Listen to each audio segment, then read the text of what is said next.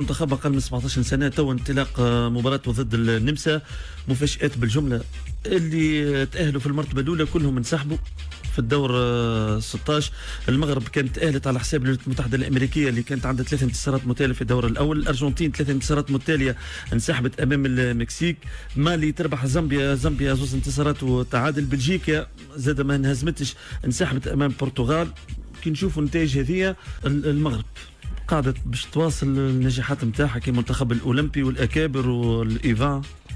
تأهلت البارح لدور الثمن النهائي. المغرب راني نتبع فيها عندي مدة، ومعناها انت كي تعرف الملك معلم انه كما قلت بكري كيفاش تنجم تتعامل مع الفئه هذه عمرها من 17 سنه في فتره مراهقه. انهزمت في المباراه الاولى في افتتاح كاس العالم هذه 6 أهداف ل0 ضد البرتغال، ثم سبحان مغير الاحوال. هي اكيد التحفيز اي منتخب يتاثر، راهو السداسيه ما انهزمش بهدف 6 أهداف ل0 انهزم. شوف كيفاش رجع في المباراة الثانية والثالثة ثم تأهل للدور الثمن النهائي. وجودة اللاعبين أني الأهم من هذا، تفرجت فيهم شوية المنتخب المغربي، ما تحسهمش 17 سنة وليد.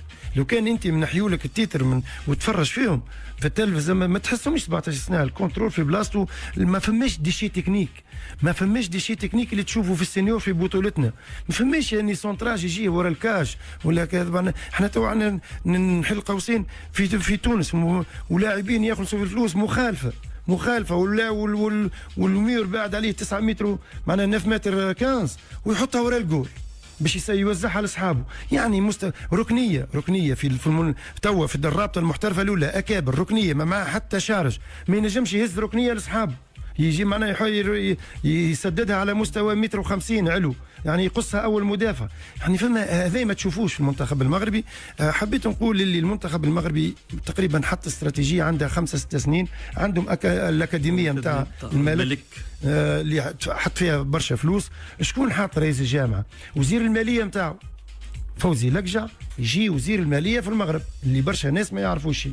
دونك الملك منه، احنا نقولوا منه رئيس الجامعه، منه للفلوس، منه للخزنه. احنا بلغه يعني استثمر في الشبان، استثمر في التكوين، حط معناها عمل ليز اكاديمي على قاعده، مش الاكاديمي اللي موجودين في تونس. كيف نقولوا اكاديمي يعني الاساتذه تجي تقري، مش هو يمشي للليسي.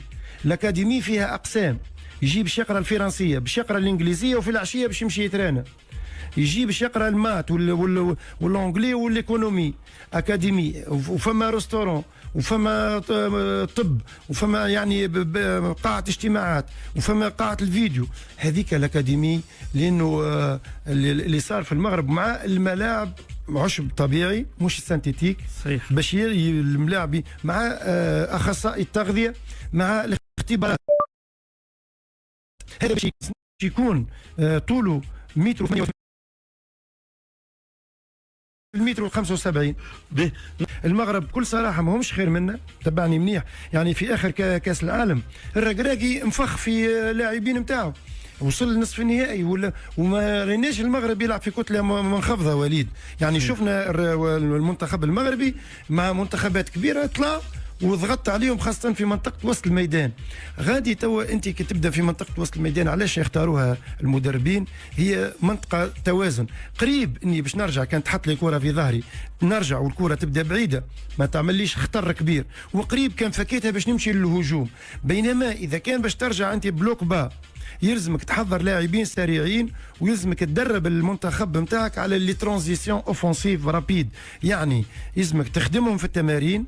تحب تخدم انت البلوك با مع البرازيل، مش في نهارين باش تخدم ترانزيسيون، وهما لاعبين ما يجيوكش ديما، ما باش تخدم باش الخروج بسرعه، وما عندكش لاعبين سريعين. المستوري مش سريع.